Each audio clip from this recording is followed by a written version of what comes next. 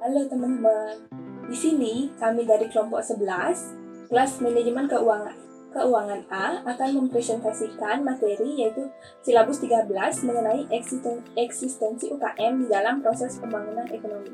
Nah, adapun yang akan menjelaskan nanti yaitu saya sendiri, Diana Ernawati absen 6, dan Desita Dewi absen 11, serta teman saya yang lagi satu yaitu Sinta Dewi absen 12. Baik, adapun sub bahasan yang akan kami bahas nanti, yaitu yang pertama ada konsep usaha kecil dan menengah, yang kedua ada keberadaan UKM secara alami, yang ketiga ada kinerja UKM di Indonesia, yang keempat ada kontribusi UKM terhadap kesempatan kerja dan PDB, yang kelima ada otonomi daerah dan peluang bagi UKM daerah, dan yang terakhir ada peluang dan tantangan bagi UKM dalam liberasi perdagangan.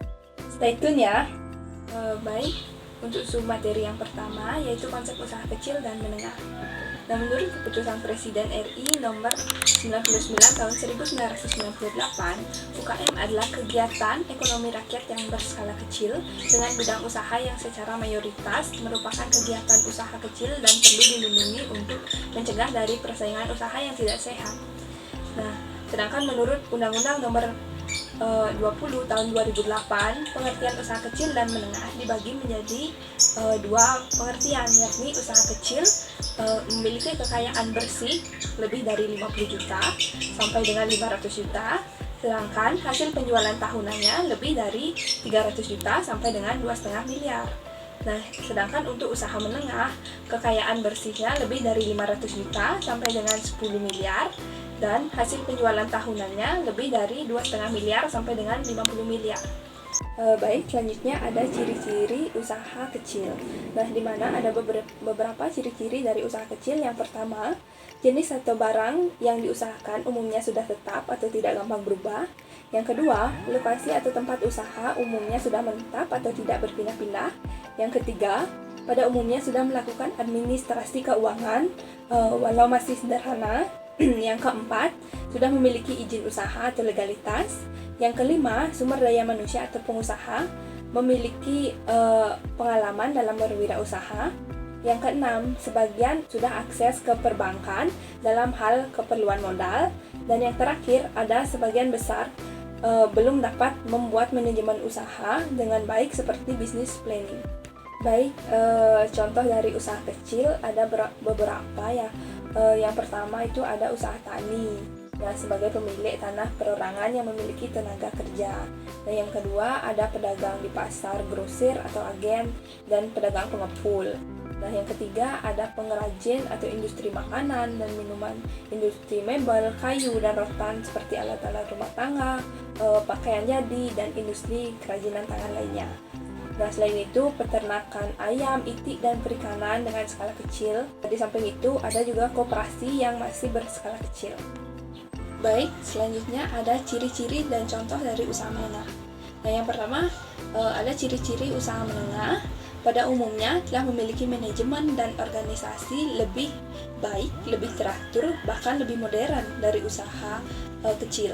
Yang kedua, telah melakukan manajemen keuangan dengan menerapkan sistem akuntansi yang benar. Yang ketiga, telah melakukan aturan atau pengelolaan organisasi perburuhan, telah ada jam sostek, jaminan kesehatan, dan lain sebagainya.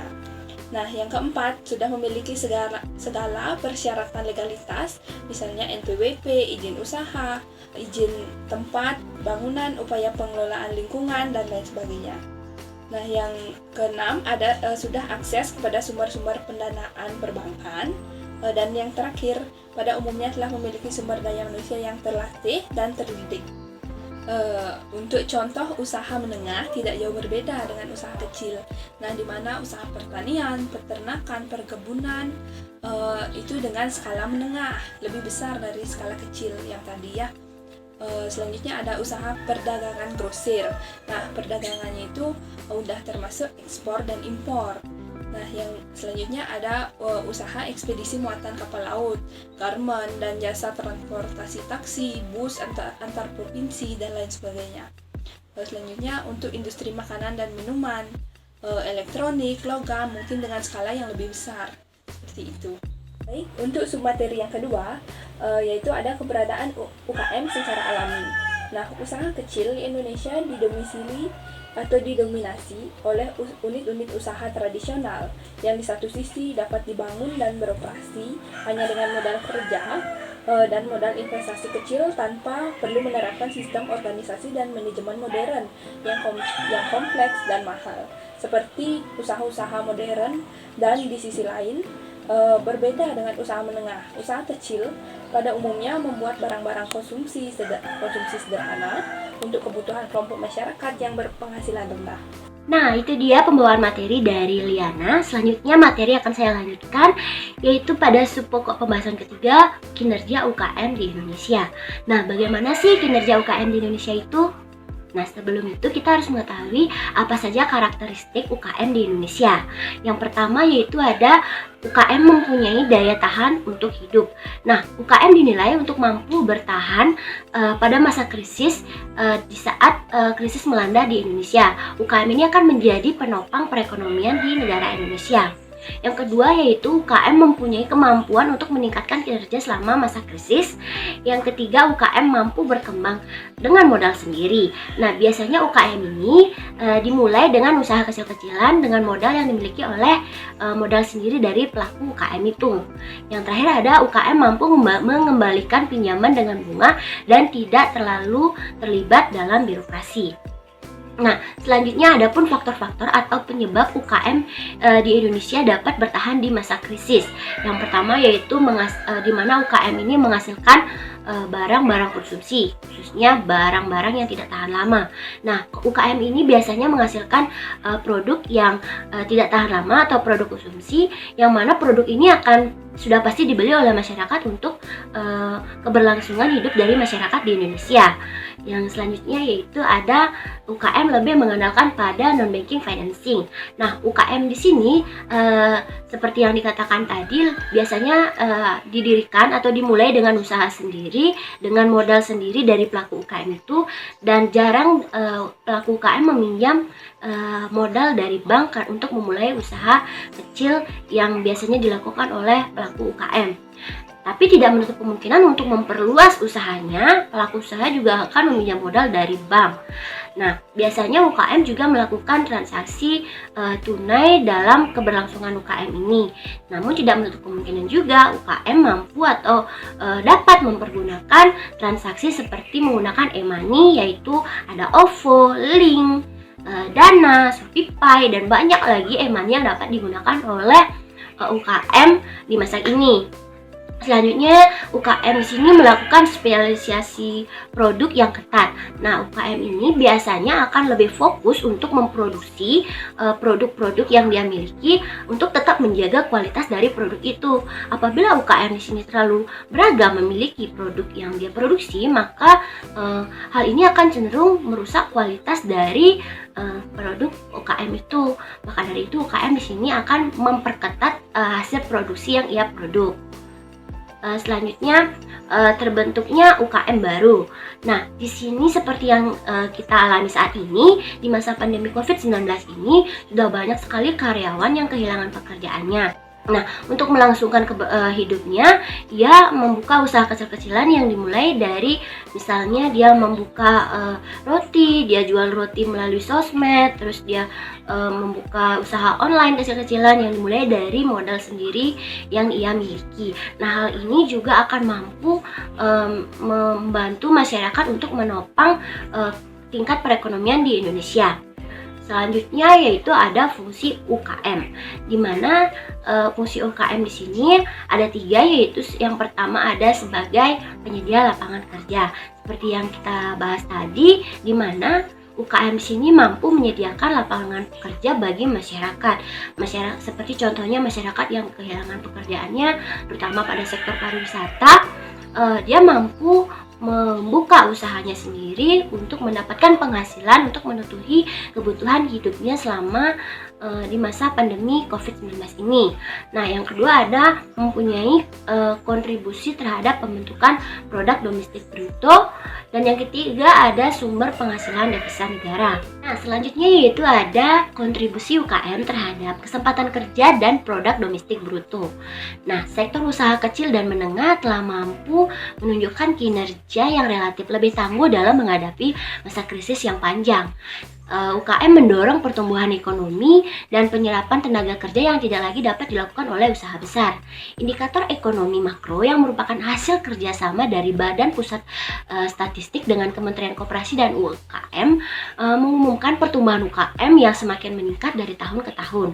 Seperti data yang diperoleh dari Badan Pusat Statistik ini, dilihat bahwa UKM terus mengalami pertumbuhan setiap tahunnya, seperti pada 3 tahun terakhir, di mana usaha kecil mengalami peningkatan dari tahun 2016 ke tahun 2017 mengalami peningkatan sebesar 3,6%, dan untuk usaha menengah juga mengalami peningkatan sebesar 3,67%.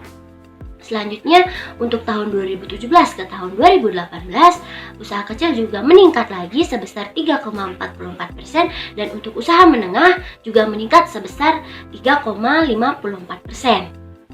Nah, selanjutnya juga ada data yang didapat dari Badan Pusat Statistik, yang dimana kontribusi UKM ini terhadap produk domestik bruto, besaran produk domestik bruto yang disumbangkan oleh UKM pada tahun 2016 ke tahun 2017 yaitu sebesar 9,53%. Sedangkan pada tahun 2017 ke 2018 sumbangan produk domestik bruto dari UKM ini rata-rata sebesar 9,26%. Nah, dari data-data itu dapat kita lihat bahwa UKM di sini memiliki kontribusi yang kuat terhadap kesempatan kerja dan produk domestik bruto di Indonesia. UKM yang tersendiri di sini diharapkan mampu untuk terus meningkatkan kinerjanya untuk dapat membantu perbaikan ekonomi atau perbaikan pertumbuhan ekonomi di negara Indonesia. Nah, materi selanjutnya akan disampaikan oleh rekan saya, Sinta Dewi. Perkenalkan, nama saya Putri Sinta Dewi. Di sini saya akan membawa materi otonomi daerah dan peluang bagi UKM daerah. Dengan diberlakukannya otonomi daerah, dunia usaha di daerah akan dihadapi pada perubahan besar yang dapat mempengaruhi iklim berusaha atau persaingan di daerah. Nah, dalam makalah Kala tahun 1999, dengan diberlakukannya otonomi daerah, secara umum pengusaha di daerah akan melakukan beberapa hal. Yang pertama, bekerja dengan biaya yang lebih mudah dan murah karena tidak berurusan dengan birokrasi di Jakarta. Yang kedua, tata niaga nasional pasti tidak ada lagi dengan syarat Pemda tidak membuat aturan-aturan tata niaga nasional yang dapat menimbulkan sekat-sekat baru. Yang ketiga, mengurangi persaingan dengan pengusaha besar dengan lobi pusat. Ini artinya pengusaha-pengusaha dapat bersaing secara langsung di pasar. Yang keempat, mencegah adanya proyek yang datang langsung dengan kontraktornya. Yang kelima, kebijakan ekonomi yang sesuai dengan kelebihan masing-masing daerah dapat diambil oleh Pemda dan pengusaha-pengusaha setempat untuk pertumbuhan yang lebih baik.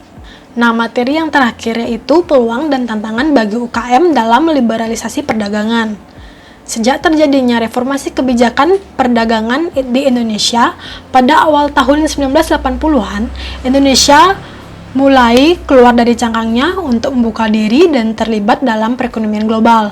Oleh karena itu, pemerintah Indonesia berinisiatif untuk melakukan reformasi kebijakan perdagangan, mulai dari pengurangan hambatan non-tarif secara bertahap hingga penurunan tingkat tarif mencapai 0% di beberapa sektor. Yang kedua, semua tingkat perjanjian perdagangan pun ditindaklanjuti, baik di tingkat multilateral, regional, serta bilateral. Tak ketinggalan, deregulasi berbagai peraturan perundangan pun dilakukan demi meminimalisasi peluang korupsi di tataran birokrat. Nah, adapun kendala utama yang dihadapi oleh UKM sehingga pembentukan nilai ekspornya sangat rendah disebabkan oleh beberapa hal. Yang pertama, teknologi yang belum mumpuni. Yang kedua, keahlian tenaga kerja yang rendah. Yang ketiga, kurangnya pengetahuan mengenai pasar dan strategi bisnis global dan keterbatasan dalam mengakses modal, serta pengetahuan pemasaran yang kurang memadai mengakibatkan para pelaku UKM tidak melakukan kegiatan ekspornya secara mandiri. Oleh karena itu, perlu diadakan pelatihan untuk meningkatkan kemampuan pemasaran secara internasional. Nah, untuk mengatasi permodalan, pemerintah telah berupaya untuk memperluas bank penyalur kredit atau KUR melalui Bank BPD sehingga pada tahun 2011 melalui Kementerian Koperasi dan UKM mampu merealisasikan KUR sebesar 29 triliun. Selanjutnya kesimpulan dari materi ini yaitu di mana UKM adalah usaha kecil yang dimiliki atau memiliki pemasukan di bawah 300 juta dengan jumlah pekerja di bawah 20 orang. Usaha ini memiliki penghasilan dari 300 juta sampai dengan 2,5 miliar per tahunnya. Sedangkan untuk usaha menengah pemasukannya di sini sebesar kurang lebih di bawah 500 juta dengan jumlah pekerja di bawah 100 orang. Usaha menengah ini maksimal mendapatkan pendapatan sebesar 50 miliar per tahunnya. Usaha kecil di Indonesia dinominasi oleh unit-unit tradisional yang dapat dibangun dengan modal kecil tanpa perlu sistem organisasi maupun manajemen yang modern dan yang kompleks dan mahal. Nah, itu dia sekilas materi dari kelompok 11 mengenai eksistensi UKM di dalam proses pembangunan perekonomian di Indonesia. Selanjutnya kami berikan sedikit pertanyaan dan teman-teman bisa jawab di kolom komentar. Sekian presentasi dari kelompok 11. Semoga materi yang kami bawakan dapat menambah wawasan dan juga menambah informasi bagi teman-teman. Akhir kata kami mohon maaf jika ada kesalahan ucapan kata atau materi yang kurang kami sampaikan. Kami tutup dengan terima kasih. Semoga sehat semuanya. Sampai jumpa.